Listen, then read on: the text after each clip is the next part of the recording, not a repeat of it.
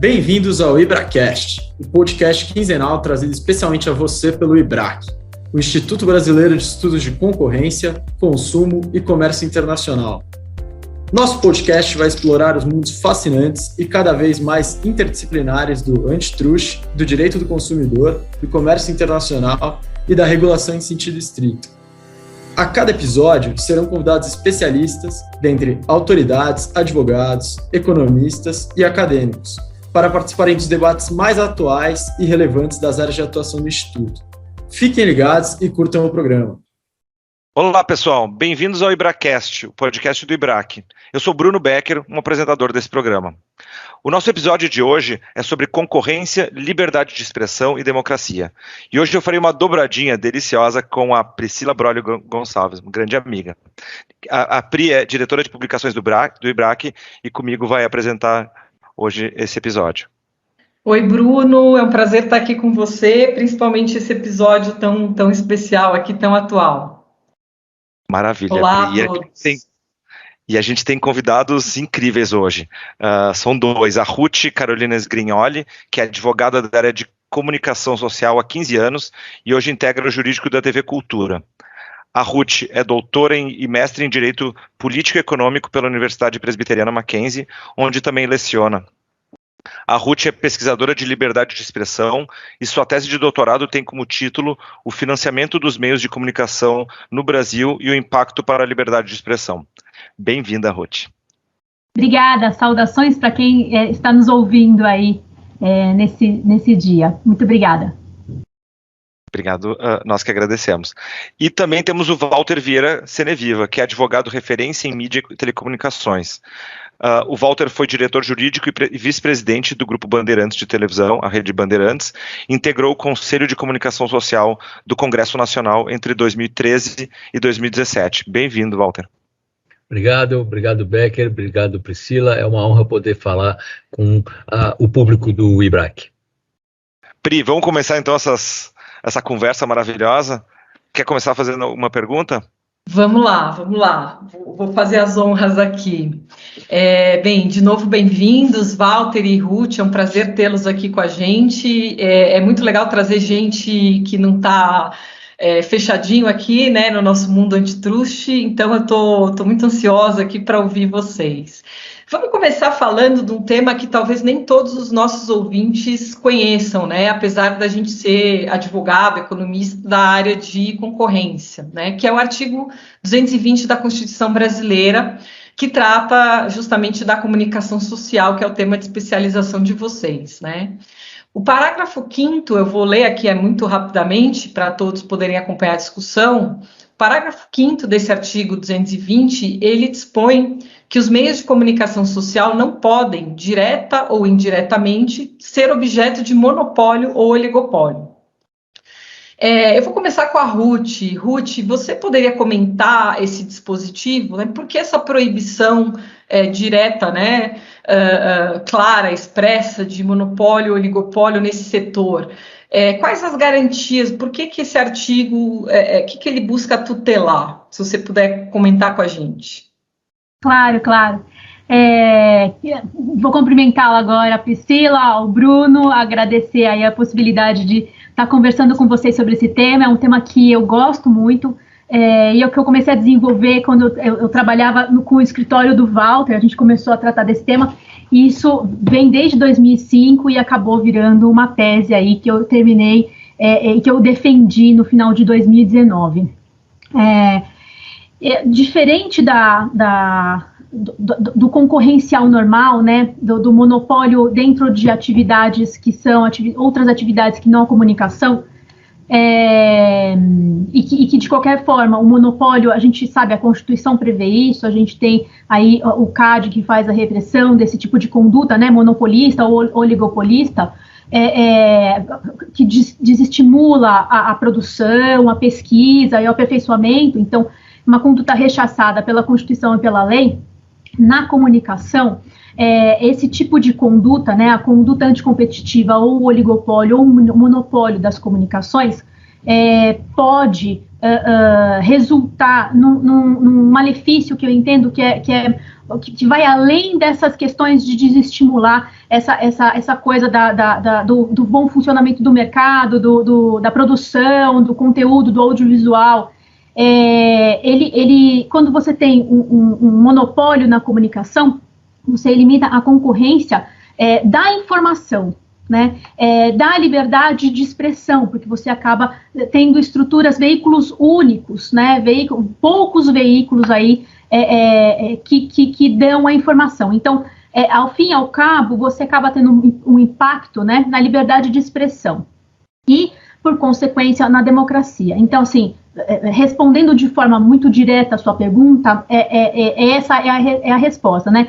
Esse artigo existe justamente por conta de entender essa importância. E aí, fazendo um pouco mais elaborando um pouco melhor o raciocínio, a gente estuda, quando a gente fala de liberdade de expressão, alguns autores, né, que são importantes, e a Mônica Herman é uma professora que é da USP, que é do Mackenzie, né, ela estuda constitucionalismo, parlamentarismo, essas são as áreas de atuação dela, e ela trouxe para a gente um texto, Constitucionalismo à Deriva, Constitucionalismo, um navio à deriva, se não me engano é esse o texto dela, em que ela traz uma ideia do Lipjard, que é um pensador, eu não lembro exatamente, ele é do leste europeu, eu não lembro agora exatamente de onde para dizer, que ele vai falar sobre a maior ou menor democracia, principalmente falando nesses países que são de novas democracias, né?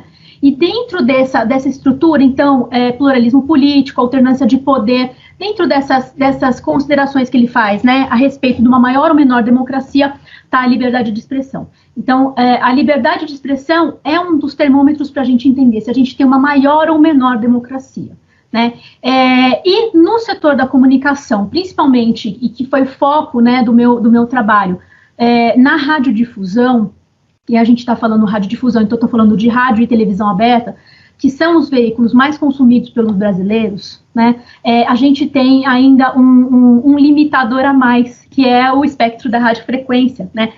Você não consegue colocar no ar diversos canais de comunicação, porque tem um limite do que você consegue colocar. Isso é um recurso limitado, é um recurso natural limitado, né? Então, quando você faz a gestão desse espectro, é desafiador, né? Porque e por isso a licitação, por isso que você concede, né?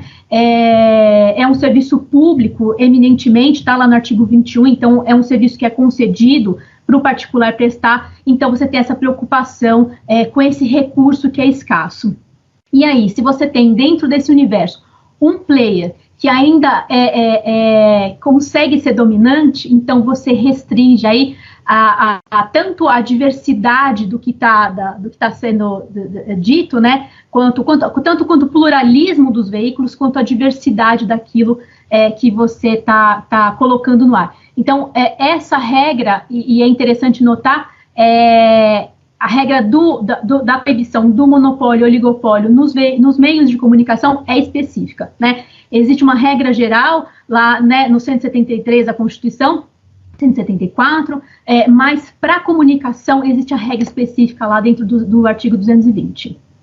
Muito legal, Ruth. A gente aqui, de novo, né, no nosso mundinho de concorrencial, discute, né, os objetivos do antitruste, e aí tem essa discussão se a liberdade de expressão, a preservação da democracia, que são objetivos não econômicos, se eles devem estar entre os objetivos da concorrência. E esquece, né, ou não lembra, porque eu acho que muitos de nós estudamos direito constitucional há alguns anos, né, já há muitos anos no caso de alguns, e a gente não lembra desse dispositivo tão claro, né, que para mim realmente ele estabelece um mandamento, né.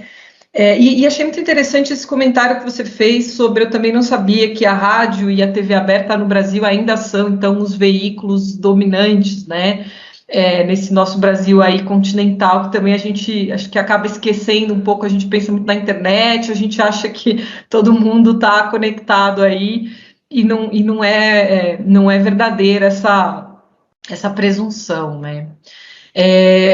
Passando para o Walter, ainda, né, olhando para esse dispositivo constitucional, Walter, quem é que aplica, né, então, essa proibição de monopólio e de oligopólio? Né? Na sua opinião, isso está entre as atribuições do CAD? Enfim, quem é responsável, né, por zelar por esse dispositivo, por essa restrição? Eu daria uma resposta de advogado, depende. Qual que é o ponto? A gente tem, quando está falando da indústria da mídia, nós estamos falando de dois mundos, mas que na verdade são dois mercados. Tem um mercado empresarial que envolve a comercialização de bens e serviços, e tem um mercado de ideias. A noção de mercado de ideias é uma noção cunhada nos Estados Unidos e que corresponde a esse ambiente dentro do Estado democrático, principalmente, em que as ideias são expostas, chocadas, intercambiadas, e a partir da discussão das ideias se chega às decisões bem informadas, que podem ser decisões da vida política, da vida pessoal, da vida empresarial, da vida afetiva, da vida religiosa, mas enfim, tem um gigantesco mercado de ideias, a gente vive dentro desse mercado de ideias. E que até é uma ideia que eu prefiro em relação à ideia de esfera pública do Habermas, porque eu entendo que a ideia do Habermas envolve a configuração da burguesia e, portanto, ela é uma coisa muito específica e que não responde a todas as demandas que a gente tem quando a gente fala de liberdade de expressão, de intercâmbio de informação e da importância da informação na era da informação. Então, por que depende? Porque o que, segundo eu entendo, é a competência do CAD diz respeito ao mercado de bens e serviços, essencialmente, ou seja, diz respeito à mídia enquanto atividade empresarial, diz respeito à mídia pensando com toda a amplitude que a palavra possa ter, especialmente no segmento de mídia, no bem-estar dos consumidores, portanto, de todos nós. Mas a mídia lida com outras regras e com outros bens jurídicos. E a gente tem, eu e a Ruth, se dedicado a estudar uma coisa que a gente chama de, não é que nós inventamos, mas já se estuda isso, especialmente na Europa, e que a gente chama em português da natureza especial da mídia. O que acontece? Diferente da indústria de chocolates, com o caso Nestlé Garoto, que jamais o mundo da concorrência consegue acabar, no mundo da mídia, os interesses vão muito além do interesse estritamente empresarial. Se o ouvinte do IBRAC pensar, ele vai identificar grupos religiosos, como é o grupo da Igreja Universal, que tem centenas de veículos e que é um player muito importante, inclusive na prestação de serviços jornalísticos. A gente vai pensar que tem grupos empresariais, como Globo, Band e SBT. Dentre estes três, um deles tem atividade de mídia como atividade acessória, que é o SBT. Mídia não é o negócio do grupo. O negócio do grupo são as outras coisas que a mídia pode propiciar. E a gente vai passear pelo Brasil identificando, então, vários tipos de interesse. Tem um livro divertido chamado All the News That is Fit to Sell, de um sujeito chamado Hamilton, em que ele discute exatamente isso. Por que alguém resolve fazer um veículo de mídia? E segundo ele, teria três hipóteses. Ou por um interesse político, às vezes até por um interesse empresarial e muitas vezes por um interesse de ser bem percebido dentro da sociedade. Então, quando a gente estiver falando de mídia com essa pegada de mercado de ideias, eu entendo que até hoje a Constituição não está regulada. Falta dizer quem é que pode cuidar desse tema, quem que pode cuidar dos bens jurídicos tutelados no âmbito do mercado de ideias. Quando a gente estiver falando dos mercados empresariais e no bem-estar dos consumidores, aí a gente vai estar falando do CAD, e o exemplo disso é esse procedimento do BV de que a gente falou. E uma última referência, não está publicado, mas vale mencionar que a Isabel Pantaleão Ferreira, que é minha sócia, tem já uma obra que ela tem que rever, está em vias de revisão, em que ela trata disso, da não submissão dos atos de concentração das empresas de rádio e televisão, por serem concessões públicas e por serem intuito personae, da não possibilidade de submissão ao CAD. É uma polêmica, está em aberto ainda. O Walter e Pri, eu só queria complementar, porque eu achei incrível esses dois últimos comentários, especialmente quando o Walter fez essa distinção do mercado de ideias, é dessa evolução, né, que a gente vem passando dos meios de comunicação. A Ruth mencionou, bom, no Brasil a gente ainda, rádio e televisão ainda são os canais principais, mas mesmo esses canais, eles vêm passando por uma evolução, né? Eu não ouço muita rádio, nem vejo televisão aberta, mas esses dias ouvindo rádio no Uber, a Jovem Pan já fala, não, porque a gente também está na internet com os vídeos, e a gente vê a Rede Globo vendendo o Globo.com, e ela está concorrendo com o Netflix, e a gente vê essa criação de né, em economia eles chamam de mercado de dois lados, porque tu tem a busca pelos consumidores, que antigamente era o Ibope, eles estavam lá, né? Hoje em dia tu tem que buscar eles, os consumidores, eles não estão lá ligando a televisão. E de outro lado, essa dinâmica evolutiva também da produção de conteúdo, que o Walter estava mencionando, que se há um tempo atrás a Rede Globo e outros canais de televisão produziam tudo, hoje a gente vê que eles acabam, né, agregando e trazendo conteúdo. Então a gente vem passando por uma grande evolução, e a dúvida é como é que né, o direito, como é que a Constituição, como é que o CAD consegue perceber isso e trabalhar nessa evolução, né? E com certeza, acho que o que o Bruno falou, né, Bruno, desses vários canais, quer dizer, e aí é uma tarefa bem difícil, né, porque mercado de dois lados são mercados muito complicados de trabalhar do ponto de vista concorrencial, não são novos, mas mantém aí uma série de complicômetros, né, que principalmente os economistas vão se debruçar, e um dos pontos também é o quanto tem convergência, né, ou seja, o quanto algum desses veículos ele traz, né, ele compete marginalmente ou de forma até efetiva com outros veículos, né, então quanto que, por exemplo, os canais pagos competem com os serviços de streaming e quanto que a TV paga tira de consumidores da TV aberta, enfim, a gente sabe que, e a gente aí vai ter muitas realidades, né, no Brasil, então a gente, é muito complicado realmente esse tema, né, eu acho que a Ruth já mencionou, acho que eu vou fechar minha primeira parte aqui da minha intervenção, a Ruth já falou disso, né, mas se vocês puderem responder, tanto a Ruth quanto o Walter, rapidamente. Então, olhando para o artigo 173, parágrafo 4º, que fala justamente, né, da repressão ao abuso do poder econômico, e aí, com base nesse artigo, a gente tem hoje a Lei 2.529, que tem aí justamente a prevenção e a repressão desse abuso como tarefas do CAD, principal, né, órgão aplicador do direito à concorrência no Brasil, claro, além do judiciário, mas o CAD tem essa predominância, e a gente tem, por outro lado, então, o artigo 220, parágrafo 5º, falando justamente da vedação ao monopólio, ao oligopólio, né? Então, se vocês puderem rapidamente responderem, então, vocês acham que existe algum conflito entre esses dispositivos ou redundância, ou como que a gente interpreta, então, esses dois dispositivos? Eu acho que a Ruth não concorda comigo. Eu entendo, como falei, que tem dois mundos, um sobre o qual o CAD efetivamente atua e outro sobre o CAD sobre o qual não existe quem possa atuar. Poderia até ser o CAD se a lei previsse, e teria que ser uma lei compatível com a regra constitucional.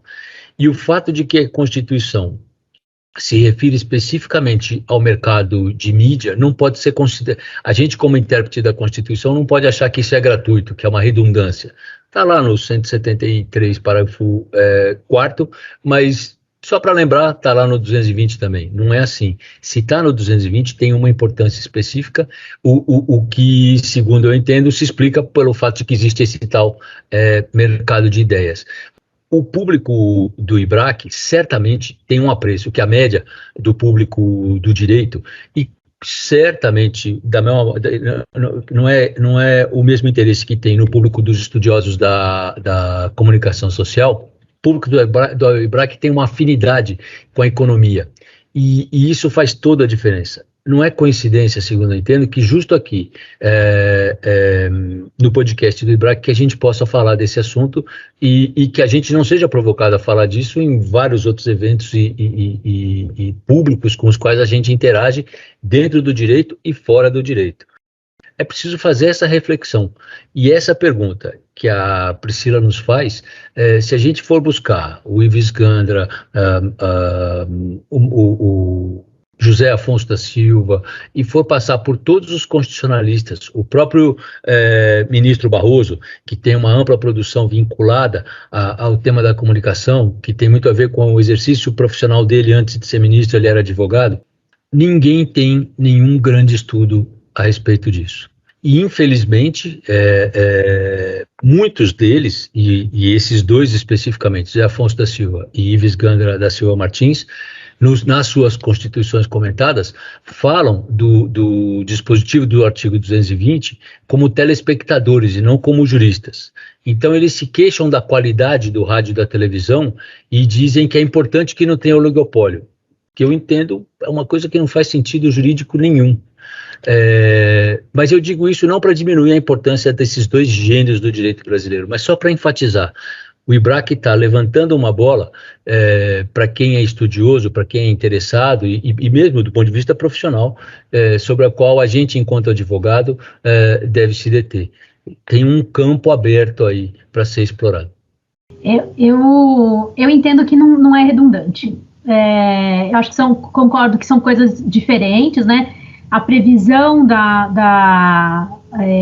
o combate ao monopólio dentro do artigo 220 tem esse escopo que o Walter falou. Estamos falando na natureza especial da mídia, ou seja, ela tem um status diferente, com todo respeito aos outros setores, claro, mas ela tem um status diferenciado justamente por conta disso que a gente estava falando, dela ser um baluarte da democracia. Então, eu entendo em parte como o Walter, mas acho que às vezes se justifica de uma outra forma.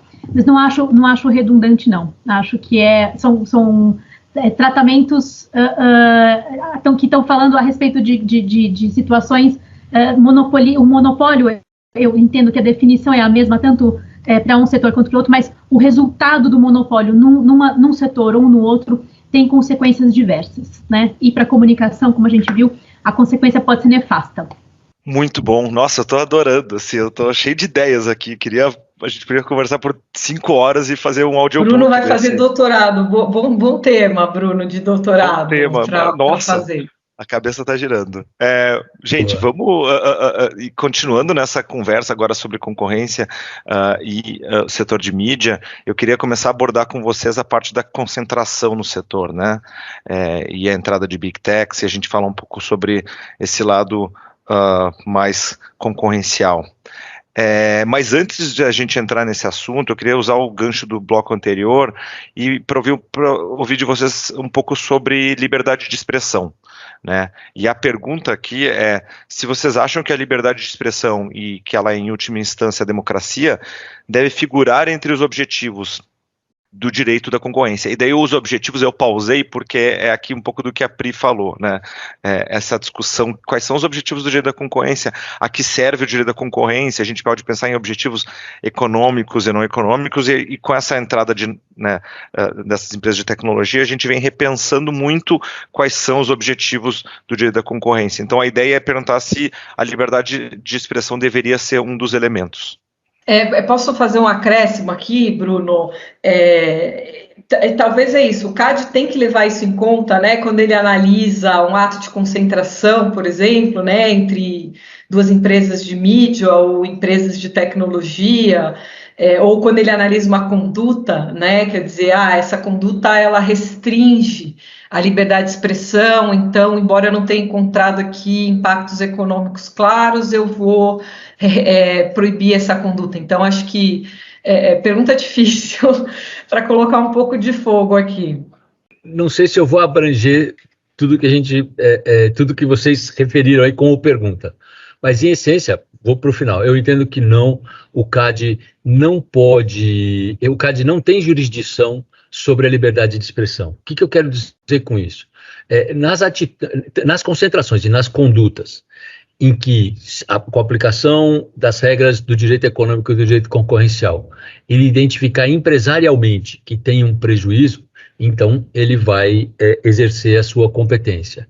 O caso do BV, que é um caso recente, é um exemplo, mas tem inúmeros. Tem casos sobre venda casada de canais esportivos, canal de televisão aberta como Essential Facility, possibilidade de fusão de operadoras de TV a cabo que poderiam gerar de alguma forma de, não monopsônio, mas de concentração, na compra dos canais. Então, para isso tudo, sim, eu entendo que o CAD tem competência.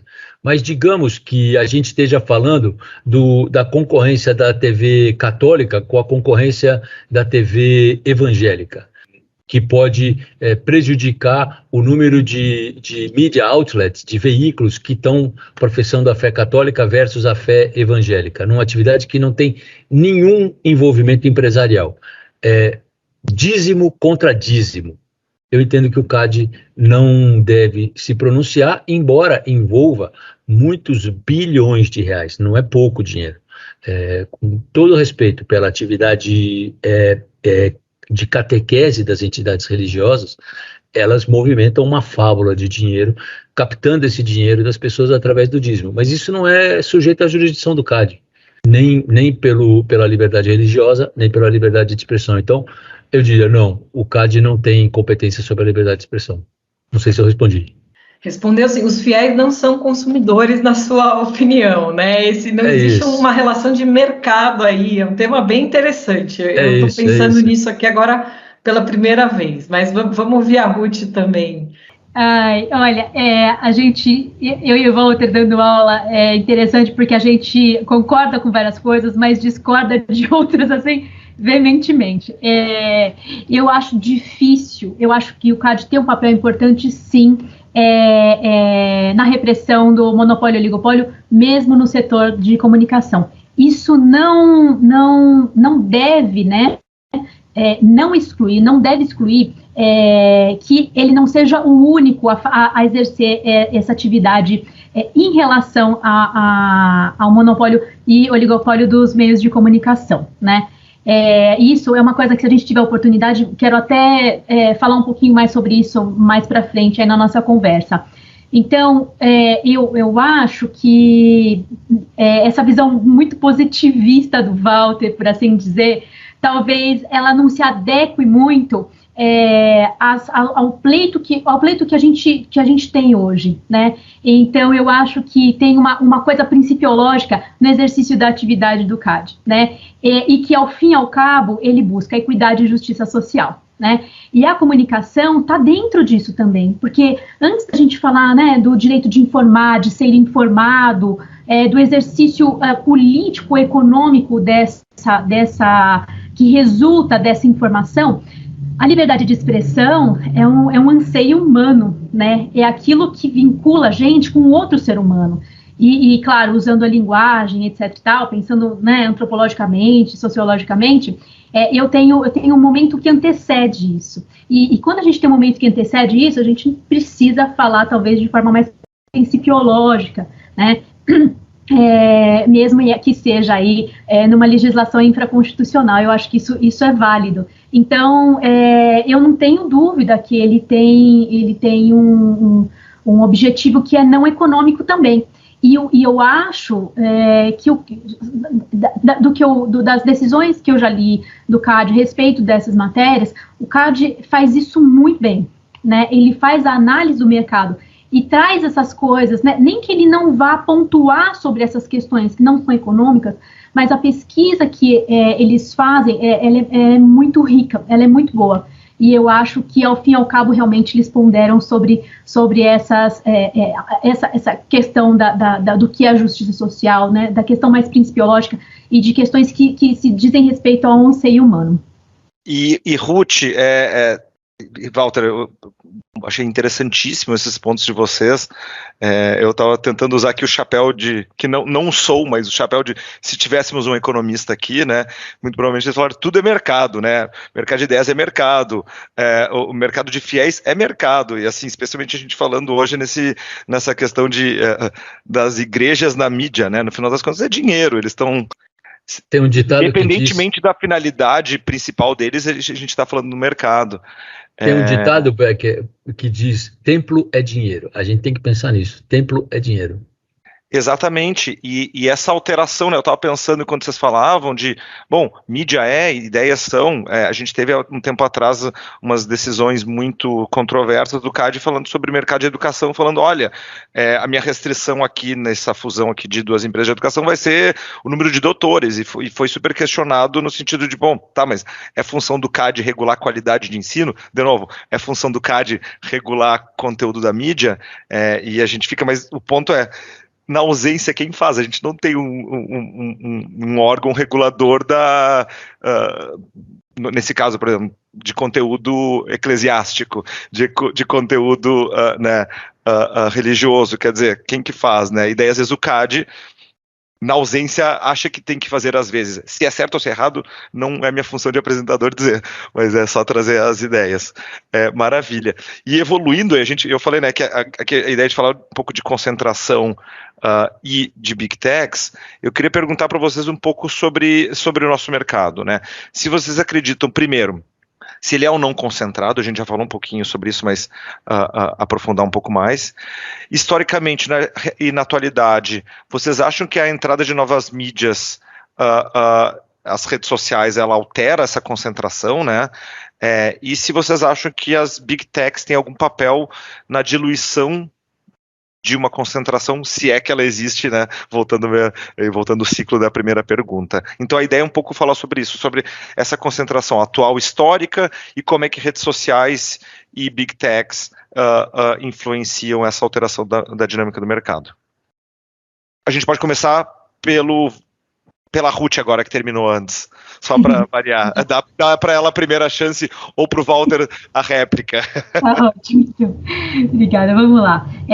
Esse mercado, sim, é concentrado. Como eu tinha falado lá, né, no começo do nosso bate-papo, nós temos uma limitação física do meio de comunicação, quando a gente fala de comunicação de rádio e televisão, né? E aí, quando a gente fala, né, de meio de comunicação, tem que lembrar que tem dos meios impressos, tem a rádio e televisão, que a gente fala de televisão, a radiodifusão, que é aberta, recebida livremente pelo público, né, você não paga nada por isso, e dentro do setor de telecomunicações ainda a gente fala aí da televisão por assinatura, e como vamos dizer, um assunto relativamente recém-encerrado, os aplicativos, né, que são, na verdade, considerados hoje serviços de valores adicionados. Então a gente está falando de internet, né, e do serviço que complementa o serviço de internet, que também é um serviço de telecomunicações. Então, quando você tem alguma coisa restrita, como é a radiofrequência em relação à rádio e televisão aberta, e aproveito para fazer um parênteses aí, 97% dos lares brasileiros têm televisão. A gente tem mais televisão do que geladeira, e antigamente, geladeira com certeza, e antigamente se dizia, e eu precisaria rever esses dados, mas que existia mais televisão que fogão na casa das pessoas, né? Bastante coisa, né? E o rádio fica sempre em torno de 70, mais ou menos, % dos brasileiros que escutam rádio. Então, assim, é muita gente, né? Tem um site que eu gosto bastante, chamado Teleco, que traz informações bastante atualizadas do setor de telecomunicações, né? Do setor, a radiodifusão, a gente tem sempre uma dificuldade, eu gosto dos dados oficiais, então eu trabalho com o PNAD, essa coisa toda, mas com essa coisa de IBGE, o custo da pesquisa é tão alto, o tempo que você tem para saber desses dados acaba sendo muito longo, então às vezes você está falando de dados de 2015, por exemplo, né? Mas enfim, 44% das pessoas no Brasil têm acesso à banda larga, né? Então, primeiro, só para dar uma perspectiva do que a gente está falando. Então, para mim, não tem dúvida que o brasileiro assiste mais televisão e escuta mais rádio do que acessa a internet, né? E esses veículos que a gente sobre os quais a gente está falando, e aí falando de rádio e televisão, são concentrados até por uma questão de espectro de radiofrequência, e isso acaba sendo natural. Mas é interessante também porque existem outras pesquisas, e eu cito aqui os Repórteres Sem Fronteiras, eles fazem essas pesquisas sobre eles fazem essa modulação, né, para entender que países que têm veículos mais concentrados ou menos concentrados. E a gente sabe, até por ser cidadão e ler os jornais, que as pessoas que têm, ou por meio de pessoa jurídica ou pessoa física que detém uma outorga de televisão, detém também rádio, enfim, ou alguns rádios, né, algumas outorgas de rádio. Então, a gente sabe que é um meio muito concentrado.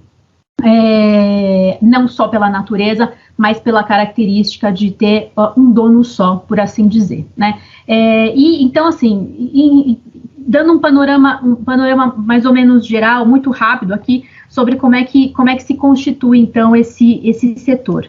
E aí, é interessante notar, e eu usei isso muito para estudar para o meu trabalho, né, para a minha tese, os ingleses da Ofcom, que é um órgão regulador inglês, fez uma pesquisa e concluiu que as pessoas que consomem televisão, então não é que você usa um veículo de comunicação, mas na verdade nós estamos ficando todos super, assim, somos nós as antenas, porque a gente começa a captar sinais de todos os lugares. Então, enquanto as pessoas assistem uma televisão, elas estão numa rede social, por exemplo.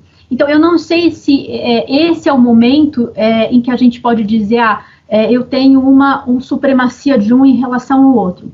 Porque, na verdade, o que a gente está percebendo é que eles são consumidos juntos, né? No Brasil, a gente tem um problema grave de infraestrutura em relação à questão de internet. Para começar, para a gente, isso pode se revelar algo limitador se a gente não superar essa dificuldade, né? Mas meu raciocínio vai mais ou menos por aí.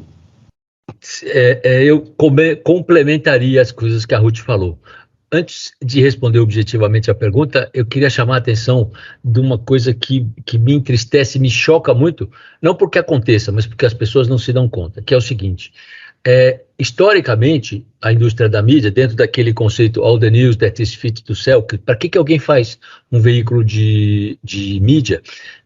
Ou o sujeito fazia para ganhar dinheiro, ou fazia por uma razão política, ou fazia por uma razão pro bono, para ter a boa reputação perante a sua sociedade. Agora, no tempo digital, surgiu um quarto sujeito, que eu uso como referência só para dar um corpo, mas que na verdade é uma coisa planetária, mas os jovens de Montenegro, que é um país lá do leste europeu, que ficavam escrevendo notícias mentirosas, que a Hillary Clinton tinha ido numa orgia, que os democratas iam matar umas crianças numa pizzaria e coisa do tipo, e que alcançavam receitas da ordem de $1.500 por mês, publicando essas mentiras durante o processo eleitoral de 2016 nos Estados Unidos. Que isso demonstra? Uma coisa gravíssima e que, segundo eu entendo, não é objeto da atenção nem da indústria da mídia, nem dos profissionais da concorrência, nem dos profissionais da economia, nem dos profissionais da ciência da comunicação, que é o seguinte: a receita, o dinheiro gerado no ambiente digital é gerado pelo simples clique. Antes, a Folha de São Paulo, que era o Ibope da Folha de São Paulo, era a banca, digamos assim. As rádios e as televisões, cujo Ibope é o próprio Ibope, como o Becker falava agora há pouco. As revistas e todos os outlets de mídia tinham que ter algum tipo de empatia com o seu público. Porque o sujeito só comprava aquele veículo, ou ele só gerava audiência no conceito do mercado de dois lados, ou seja, ele só gerava uma audiência para poder ser vendida para os anunciantes se ele caísse no gosto do público. E para cair no gosto, ele não podia contar mentiras bizonhas, ele não podia contar histórias bizarras, tinha que ter algum tipo de comprometimento. E ele tinha uma cara para vender. No ambiente digital, isso acabou.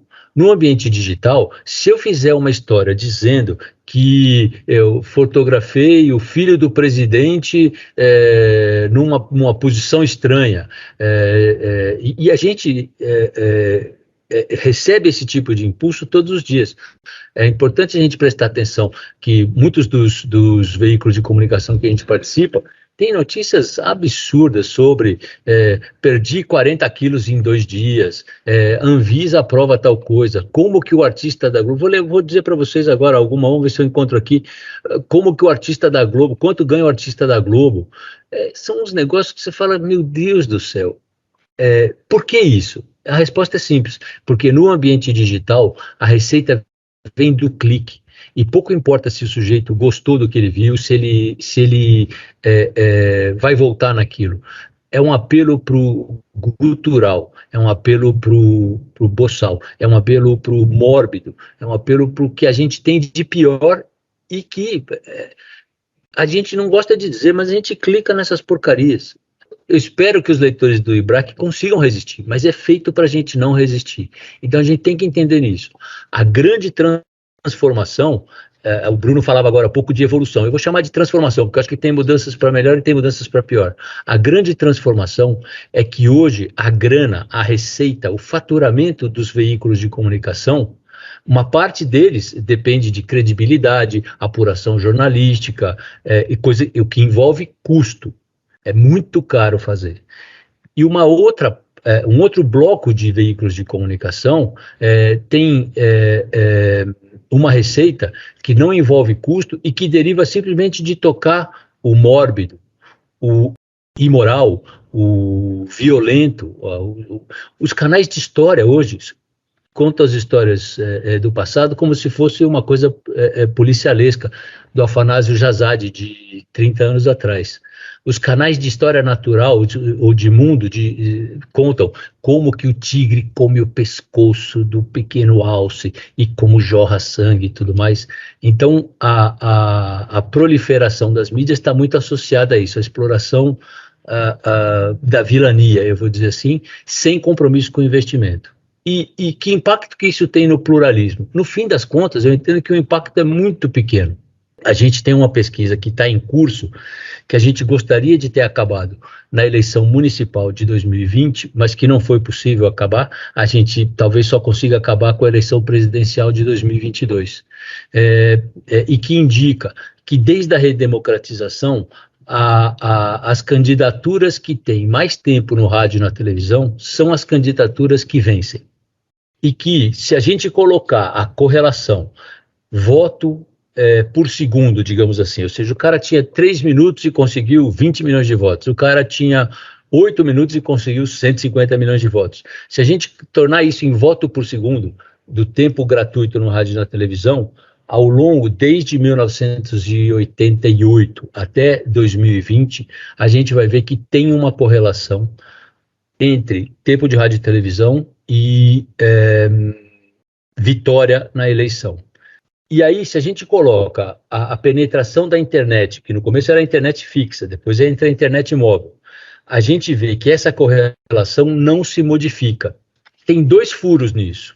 2018, com a eleição do presidente Bolsonaro, e 2002, com a eleição do presidente Lula. E que talvez possa se explicar porque são 2 momentos de ruptura política, 2 momentos de troca de guarda, digamos assim, em que então termina o governo Fernando Henrique e entra o governo do PT, e termina o governo do PT e entra o presidente Bolsonaro, sendo que no caso do presidente Bolsonaro tem a circunstância que, do ponto de vista da análise estatística, deixando de lado a importante parte humana disso, mas tem a facada, que vitimiza o candidato e que poupa o candidato de ser exposto ao debate com outros candidatos. Então, se a gente olhar de 1988 a 2020, incluindo a eleição municipal, o rádio e a televisão são sólidos na vitória dos candidatos. E aí tem uma ironia, que tem a ver com o mundo do CAD, digamos assim, com o mundo da liberdade de expressão e da comunicação empresarial. A equipe Red Bull na Fórmula 1 era chamada pela Rede Globo de RBR.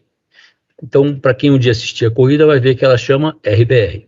O time do Bragantino, que hoje chama Red Bull, é designado pelo narrador na Rede Globo como Bragantino. Por quê?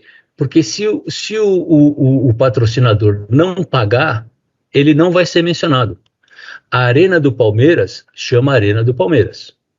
A Arena do Corinthians chama Neoquímica, salvo engano. Desculpem os corintianos, eu não lembro exatamente quem é o patrocinador. A Arena da Neoquímica é mencionada como Neoquímica. A Arena da Allianz não é mencionada como tal. Então, os veículos de comunicação têm essa pureza, essa granularidade de impedir a veiculação de publicidade não paga, porque a vida deles é vender propaganda. Então, não pode deixar vazar. E, no entanto, qualquer veículo, inclusive os da Globo, que são os mais rigorosos nisso, citam redes sociais como gênero. É uma coisa, e meio que endeusando. Nossa, vocês viram as redes sociais? Mencionam Instagram, Google, Twitter. Portanto, eles fazem propaganda desses novos meios gratuita e aos montes. É um negócio que me choca muito, porque eles estão promovendo aqueles que os estão engolindo. Não estão engolindo como importância de veículo de comunicação. Entendo que essa coisa da eleição indica que o rádio e a televisão continuam os mais poderosos e mais importantes. Mas do ponto de vista do dinheiro, o Twitter, o YouTube, o Instagram, tem um custo de produção próximo de zero, porque o conteúdo é produzido pelo usuário. A Globo, a Band, a Record, para fazer jornalista, gasta uma grana. Para fazer jornalismo, gasta uma grana.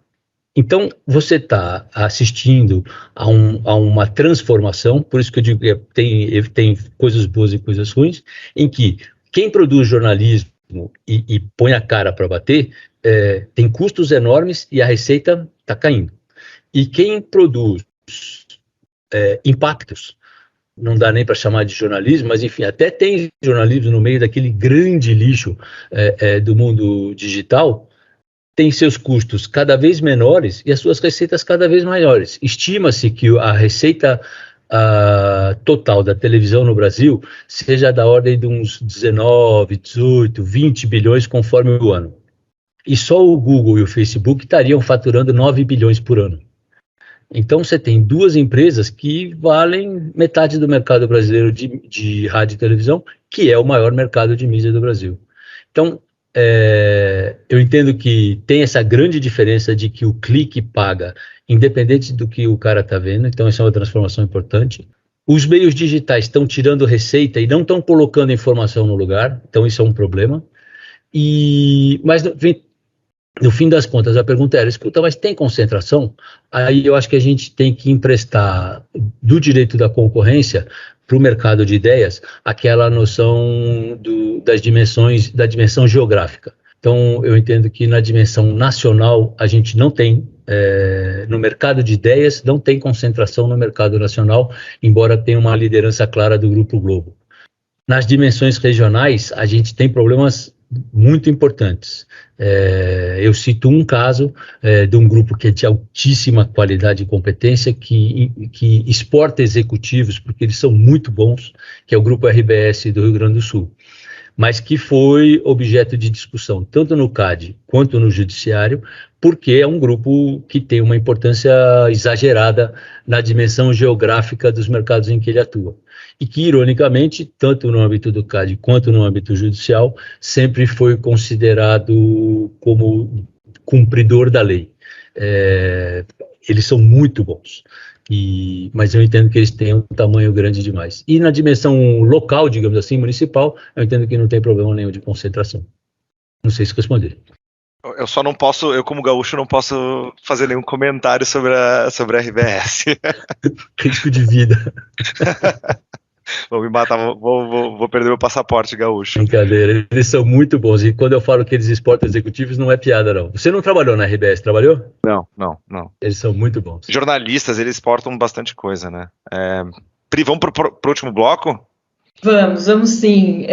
Bem, eu achei muito legal, vou pegar o gancho disso e também a gente falou, tanto o Walter, acho que quanto a Ruth, pelo que eu estou me lembrando aqui, falaram de BV. Então a gente vai fechar aqui a nossa conversa, acho que tem muito pano para manga, tem muita coisa legal, processo competitivo eleitoral, dá para a gente fazer um programa, aliás, dá para a gente fazer um curso, né? Mas acho que infelizmente a gente, pelo tempo que a gente tem, a gente não vai conseguir tratar disso, mas talvez levantar aí criar ideias para os próximos podcasts do IBRAC. Então vamos falar de BV, né? Que é um tema que talvez os nossos ouvintes estejam esperando, porque é um tema bem polêmico recentemente. E aí eu ia pedir talvez agora começando com o Walter, primeiro talvez explicar, Walter, você falou em BV em alguns momentos da sua fala, o que é BV, né?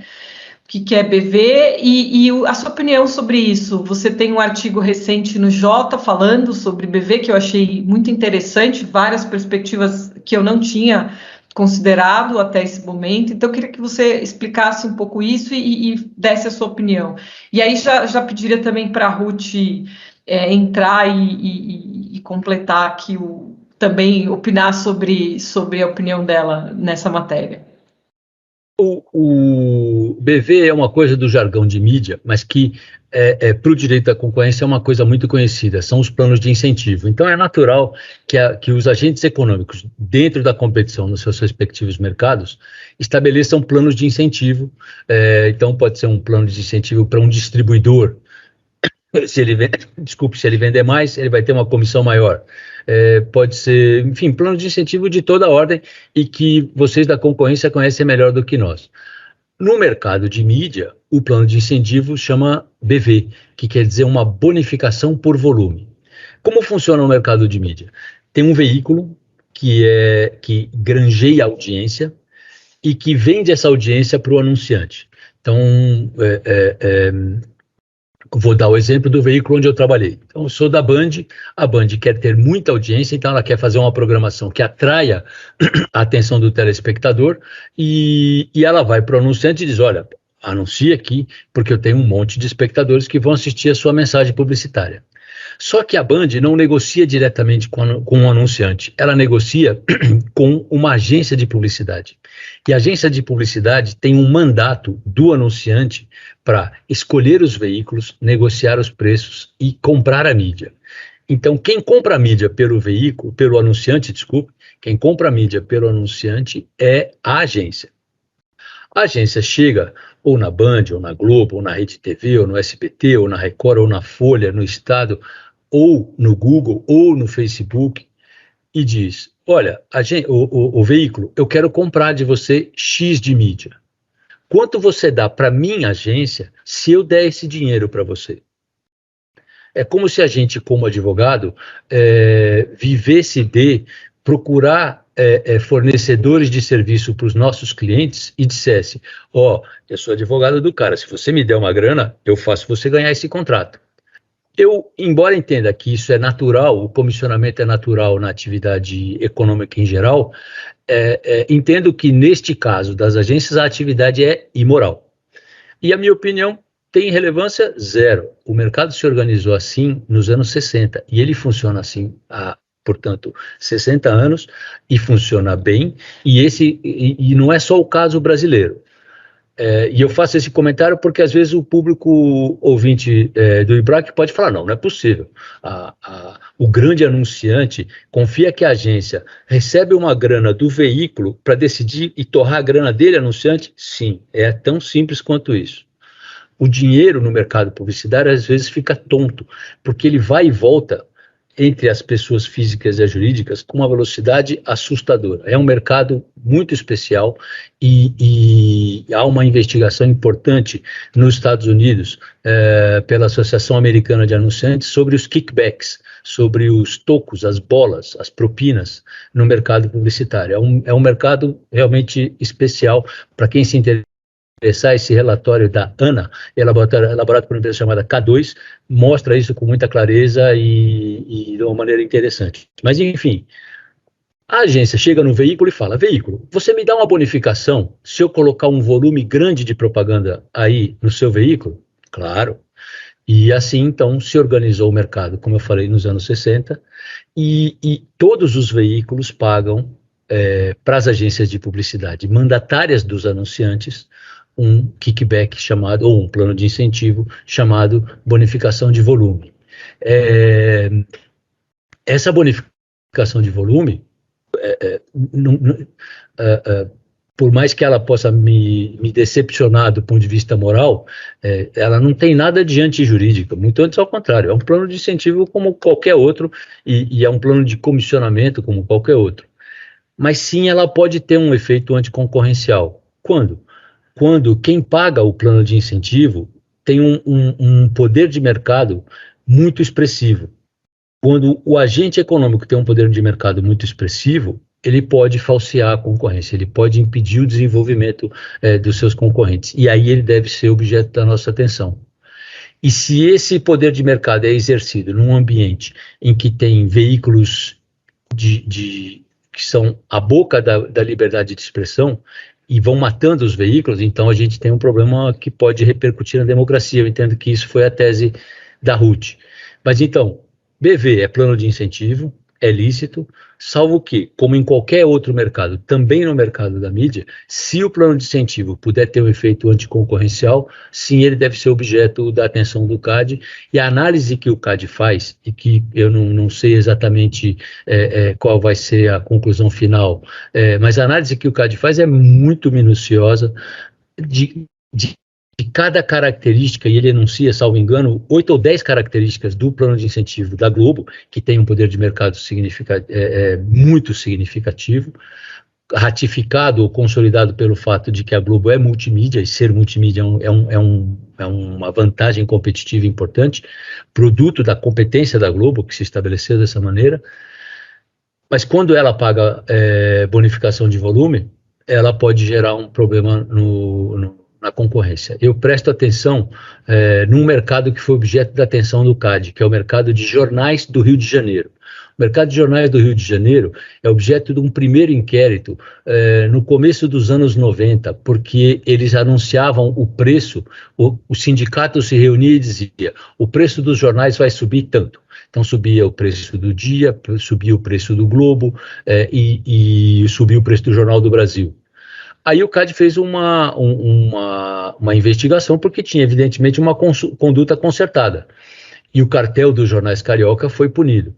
Então o CAD olha o mercado do Rio faz um tempão, e o que aconteceu no mercado de jornais do Rio? Acabou. O Lance, que é um jornal genial de esporte, acabou. O Dia, acabou. O Jornal do Brasil, acabou. Os jornais foram morrendo. Eles foram só mortos porque os jornais estão acabando?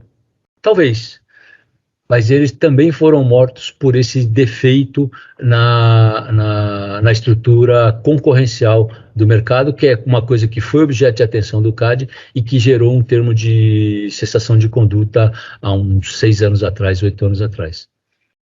Nossa, uma aula sobre o tema. Obrigado, Walter. Ruth, sobre esse tema, o Walter já apresentou, e a gente sabe que ele tem essa opinião, que ele inclusive publicou no artigo, a gente queria te ouvir um pouco sobre um contraponto, ainda que possa concordar com ele, mas qual que seria o contraponto? O STF decidiu pela legalidade da prática, então a gente queria tentar fazer aqui o advogado do diabo agora e tentar entender o outro lado da moeda. Desafiador, Bruno, porque eu sempre bati muito no BV, então eu tenho que agora fazer um contraponto na fala do Walter, com a qual eu concordo muito, é difícil. Eu acho que como o incentivo em si, né, que estimula o comportamento, o desenvolvimento, uma troca de benefício, ok, né? O incentivo no veículo de comunicação, nesse mercado, né, nesse two-sided market, que como a gente estava falando, é um pouco mais complicado, porque eu acho que ele gera externalidades que são negativas, né? Então, e o papel do CAD, nesse aspecto, acho fundamental e acho muito bom que ele tenha podido enfrentar nesse último processo esse assunto até o fim. A experiência que eu tive de estudos, de outras decisões, numa tentativa de falar, né, de BV, em processos anteriores do CAD, não foi profícuo, não teve sequência. Então é interessante que ele tenha podido enfrentar o assunto do começo ao fim. No STF, no Supremo Tribunal Federal, teve a ação penal 470, em que, em algum dado momento, uma parte do dinheiro do mensalão que se estava discutindo seria originária, aí, as malas de dinheiro viriam aí desses incentivos que eram pagos e de um dinheiro, vamos dizer assim, que era passado por fora. E aí, quando eles estão fazendo o enfrentamento da ação penal, num dado momento, o ministro Aires Brito usa um termo muito interessante. Ele fala que ao longo, né, o processo começa acho que em 2005, termina em 2012, eu não sei exatamente as datas, mas no momento em que eles proferem a decisão, né, que o órgão no colegiado profere a decisão, tinha sido promulgada a Lei 12.232, que é de 2010. Que é uma lei que legaliza a contratação, que fala da licitação de publicidade pela administração pública e que legaliza a existência da bonificação por volume pela administração pública. Ele fala, olha, esse é um dinheiro da qual a administração pública pode dispor. Esse é um dinheiro que a gente tem um pouco de dificuldade de seguir o caminho do dinheiro, vamos dizer assim, né? Então, o ministro Aires Brito, no momento que vai fazer o enfrentamento dessa questão, fala que é tobiática, né, a publicação dessa lei, porque ela vai encerrar uma discussão que era importante, né, sobre se o BV seria legal ou não. Mas é uma ação penal, o foco da ação não era esse assunto específico, então isso não foi a cabo, né. Enfim, é mais ou menos isso. Tem uma dificuldade aí de ver algum benefício do BV dentro desse mercado. Eu realmente acho que nesse mercado o BV é muito pernicioso e ele tem que ser, teria que mudar essa estrutura. Que o Walter falou, faz 60 anos que a gente faz assim, né? Como é que se muda? É difícil. E não acho que funciona bem, acho que é ruim. Acho que teria que mudar esse mecanismo.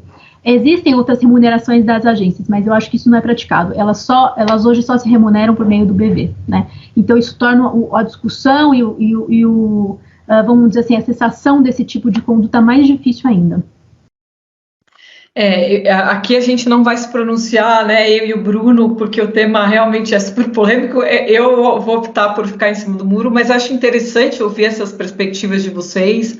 Também não sabia da dimensão internacional dessa discussão, não sabia dessa discussão, vamos dizer, incidental, né, no âmbito desse processo do mensalão no STF, mas acho que tem um argumento importante aí, que é se a lei permite uma determinada conduta, né, o CAD não poderia punir o agente econômico, né? Então tem essa discussão e talvez de fato o grande ponto aqui é quem é que deve enfrentar esse tema, né? Se esse tema é um tema histórico e já vinha sendo discutido, né? Estou aqui fazendo aqui um advogado diabo justamente para a gente não temos aqui o outro lado da história, então vou tentar fazer um pouco esse papel, né? Enfim. Isso é um problema histórico, estrutural do mercado. Será que é do CAD a competência de lidar com essa temática ou, de fato, isso deveria ser do legislador? Então, acho que tem um ponto aí que eu vou deixar no ar e nesse ponto aqui, jogar aqui para o lado da defesa lá da empresa, né? E, de fato, realmente, o que é posição dominante, o que eu acho que esse caso que me chamou mais atenção foi que, ao mesmo tempo que foi aberta a investigação e adotada uma medida preventiva em face da empresa, que foi posteriormente suspensa, né, pelo Poder Judiciário, o CAD entendeu que não deveria investigar outras emissoras, né, empresas também de TV que praticavam, e também, no momento, não tinha indício suficiente para investigar as empresas de tecnologia. Por exatamente essa mesma prática, né?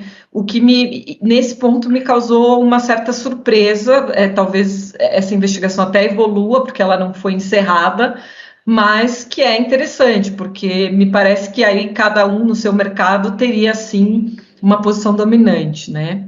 Então, posso adicionar uma informação? Sim, claro. O tema da bonificação, não a bonificação de volume especificamente, mas o tema da autorregulação do mercado de mídia foi analisado pelo CAD desde os anos 90.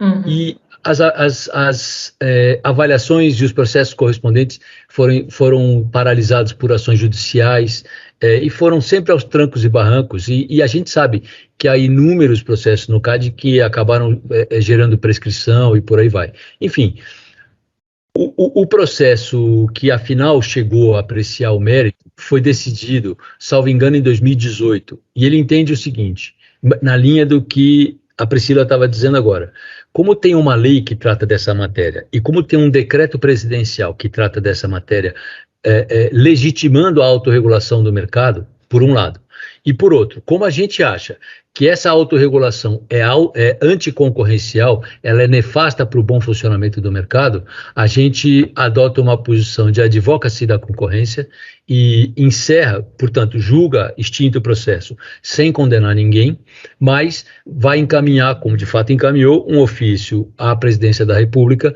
para que avaliasse a possibilidade de propor a modificação da lei e de realizar uma mudança no decreto. Então, a BV tem muitos anos e a discussão dela tem quase tantos anos quanto, então, se Deus quiser, a gente vai ser sadio o suficiente para ver o fim da discussão. Muito legal, muito legal.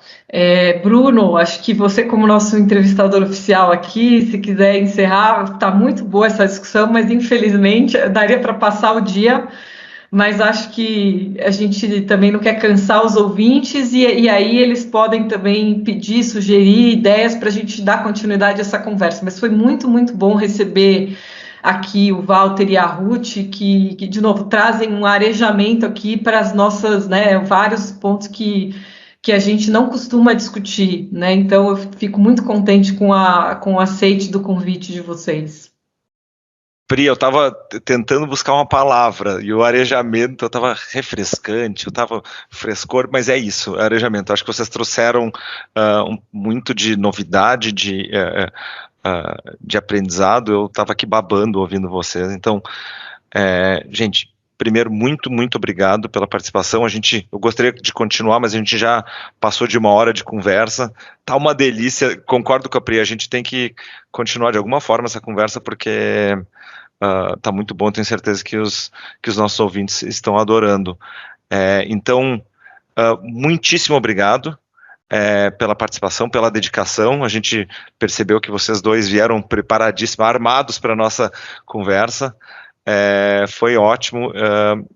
Eu vou abrir então um pouquinho só para Walter e Ruth, se tiverem alguma coisa para falar, algum recado, por favor, a palavra está com vocês. Ruth, quer começar? Eu queria agradecer a oportunidade de estar aqui, poder debater um pouquinho sobre esse tema. É um tema muito caro para mim, e poder estar aqui, tanto com vocês, que são super especialistas na área de direito concorrencial, trocando essa vivência, essa experiência, né, e essas informações todas, é sempre muito rico, e poder fazer isso ao lado do Walter é sempre muito prazeroso, porque esse é um assunto que a gente discute já há muitos anos. Então, muito obrigada, queria agradecer, e se continuar o papo, vou estar mais de satisfeita de poder continuar conversando com vocês. Obrigada, gente.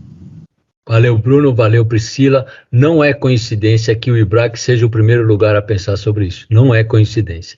Aí tem uma cabeça de economia que é importante, que está fazendo falta, porque no constitucionalismo, na academia, na área da comunicação, as pessoas não estão prestando atenção nisso.